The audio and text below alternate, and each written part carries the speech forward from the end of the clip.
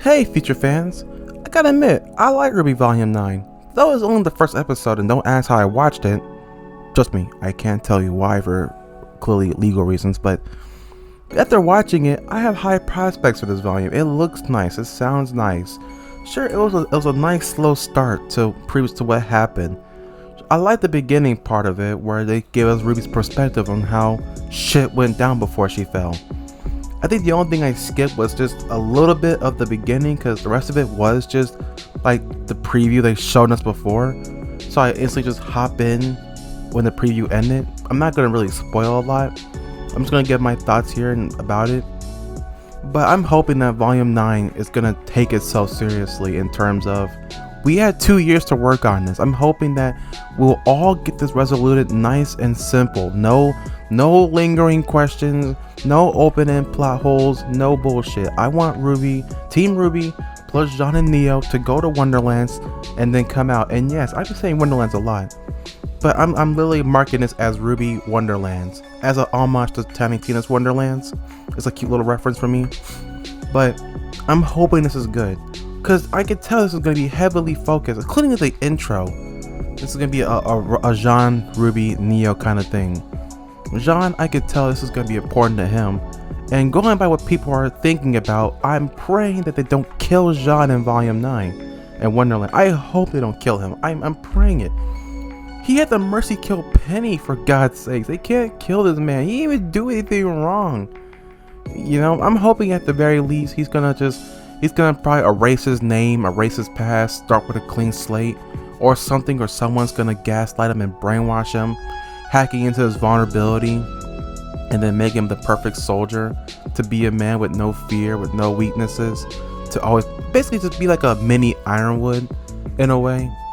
And Neo, who I'm guessing is gonna probably have amnesia since her portrait was above that mysterious girl. I'm paying some good money that she might have some slight amnesia, that she won't really remember who she is in Wonderlands until probably like to the halfway point where she gets her memories back, and then she's like, oh yeah, I want to slice Ruby's throat open with my fucking throat. I mean, with my heel, my hands, a blade. Fuck. And the main one, RWBY, yeah, she's gonna have a whole ass arc and a half here, because as you've been paying close attention, RWBY has gone from being the cheery anime girl that every ugly bastard dreams of, to just being like an empty soul machine. She was just not there. You can see from the Beacon arc, volumes 1 through 3, she's happy, preppy, you know, just anything a guy could ever dream of for a character. And then the Wanderers arc, which is volumes 4 through 6, she may be like, she still has hope, but you could tell that her smile has wavered a bit. She's no longer just constantly just jumping around excitedly. You can tell that she's going through some shit, understandably. And then the Atlas arc, which is 7 through 9 currently, she's just no longer really smiling anymore. She just feels nothing, man. She just feels empty. She looks empty. She's donning on the mask of Ironwood. You know, the guy they actively went against for making the tough choice that no one else can make. The needs of the many versus the needs of the few. You know? Like Chen Gong said, a necessary sacrifice. But she's changing a lot, and I can tell Wonderlands is going to be a huge moment for her. Maybe she might get the same treatment as Jean in my little concurrent theory, that in her moment of weakness, someone might try to, you know, gaslight her or try to brainwash her in some way. Like, how would you to forget everything you were? Start from a clean slate and become something that you always wanted to be, or something. You know, like live like a false life or a false version of yourself. And she's like, no, I must persevere at something. I can see that. I can see Wonderlands doing a lot. So that's why I have faith, since it's been like a 2-year fucking gap since Volume 9, since Volume 8 ended. I'm sorry, my little grammar error. I'm hoping that it's gonna be good. I have faith it's gonna be good. It's been 2 years. It's been 2 years waiting for Volume 9 to come out. And this is not counting all like the shit that's been going on at RT, because I don't want to bring it up because I don't want it to negatively affect RWBY Volume 9. I don't want it to be like, this is the reason why Volume 9 is gonna suck. I don't want it. though it could probably contribute, I won't directly be like, this is the blame, you know?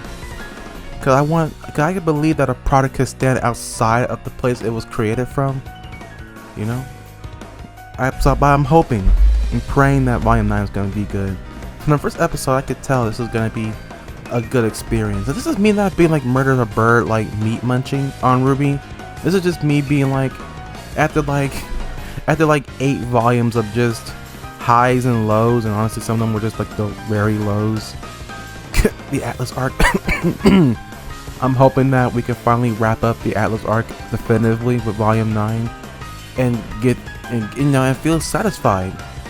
Because when I watch RWBY, that isn't the usual dick sucking culprits of the Beacon Days arc, in just like volumes 4 through 8, I don't really feel satisfied when I finish it, you know? I don't feel like this is like a conclusive moment. Because there's still plenty of questions that are left to be asked, there's still things that are left unanswered, there's still other things in the works. I mean, what can I say about the Wanderers arc? Oh, RWBY, Jean, Nora, and Ren traveled to go to Haven Academy with Crow tailing behind them. Salem's like, yeah, I want you to go fucking murder RWBY. She might be a hindrance. That's pretty much it, besides Ren and Nora's origin story / resolute of killing the weird ass SCP monster known as the Nucleavi. Volume 5 happened, which was Game of Thrones-esque, and now it's just more or less just too much going on at one time. I feel like we need to focus on one thing. And then Volume 6, which wasn't bad. I thought that was a good direction they were going to. You know, barring the overly negative reactions from Team RWBY with the whole Ozpin's origin true story reveal, and how they just treated him as if he was just saying that Salem is I work for Salem and Salem and I are like one and the same or some shit.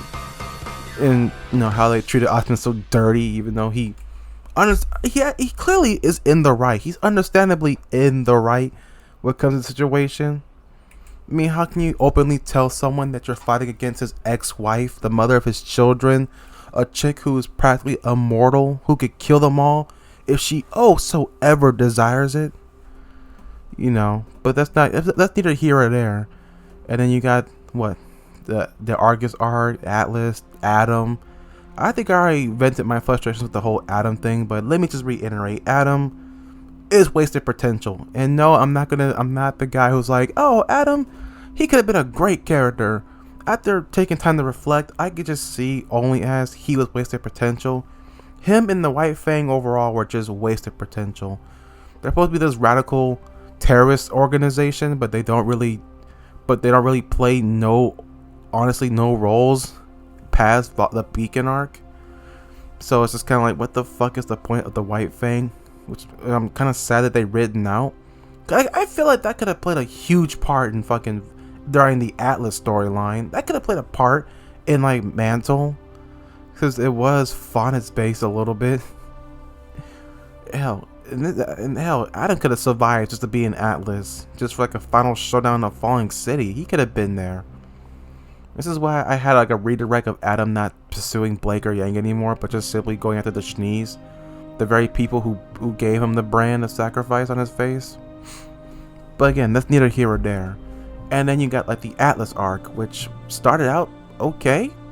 I liked it. I mean, I feel like that Volume 7 should have been the longer one, since they had to have a whole game just to be like an in-between for the like Volume 7. I think Eruption Fang's title before he changed it summed it up like well. RWBY 7.2. Nothing really happens in this one. It's like, that makes sense. And then like the whole Salem thing, the relics, Ironwood, and then Volume 8 happened, the fall of Atlas, the death of Penny. Cinder got both the relics, Ironwood's death, Watson's death, Hazel's death, Emerald switching sides, and Tyrion and Mercury going to Vacrio. And that's pretty much it, summed up in all of it.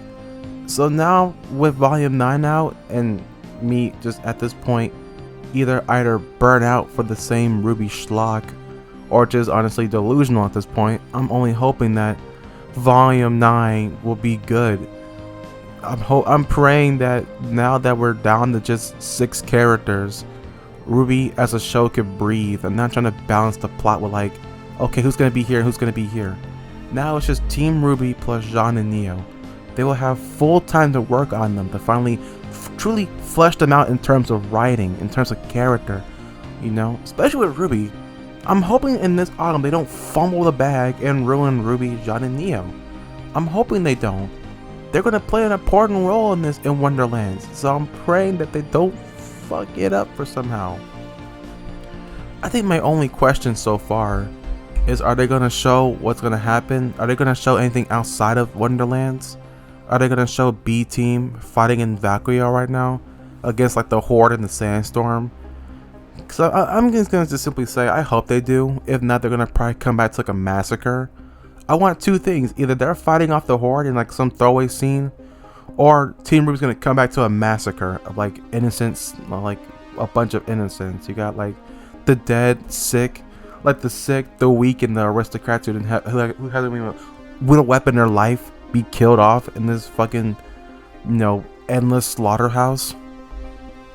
Sounds dark, but I think it'll be appropriate. And as for Atlas, since the jailbirds plus 3 are still there, I wonder how they're gonna do it. Are they gonna go to Valkyria to go meet with Winter and them, or are they gonna go to Beacon maybe? Who knows? Are they gonna stay in that fucking sunken lake to go see if they can find for survivors?